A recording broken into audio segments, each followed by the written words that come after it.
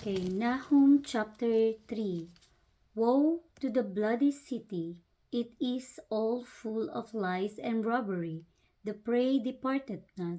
The noise of a whip, and the noise of the rattling of the wheels, and of the prancing horses, and of the jumping chariots.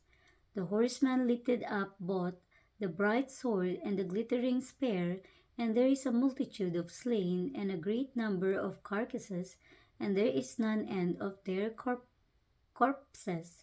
They stumble upon their corpses, because of the multitude of the whoredoms of the well-favored harlot, the mistress of witchcraft, that selleth nations through her whoredoms, and families through her witchcrafts. Behold, I am against thee, saith the Lord of hosts, and I will discover thy skirts upon thy face, and I will shew the nations thy nakedness, and the kingdoms thy shame. And I will cast abominable filth upon thee, and make thee vile, and will set thee as a gazing stock. And it shall come to pass that all they that look upon thee shall flee from thee, and say, Nineveh is laid waste. Who will bemoan her? When shall I seek comforters for thee? Art thou better than Populus? No, that was situate among the rivers that had the waters round about it, whose rampart was the sea, and her wall was from the sea. Ethiopia and Egypt were her strength, and it was infinite. Put and Lubim were thy helpers. Yet was she carried away, she went into captivity. Her young children also were dashed in pieces at the top of all the streets, and they cast lots for her honorable men, and all her great men were bound in chains. Thou also shalt be drunken, thou shalt be hid, thou also shalt seek strength because of the enemy.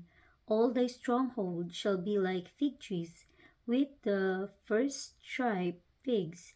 If they be shaken, they shall even fall into the mouth of the eater. Behold, thy people in the midst of thee are women. The gates of thy land shall be set wide open unto thine enemies. The fire shall devour thy bars. Draw thee waters for the siege fortify thy strongholds. Go into clay and tread the mortar, make strong the bricklin. There shall the fire devour thee, the sword shall cut thee off it. It shall eat thee up like the cankerworm. Make thyself many as the cankerworm, make thyself many as the locust.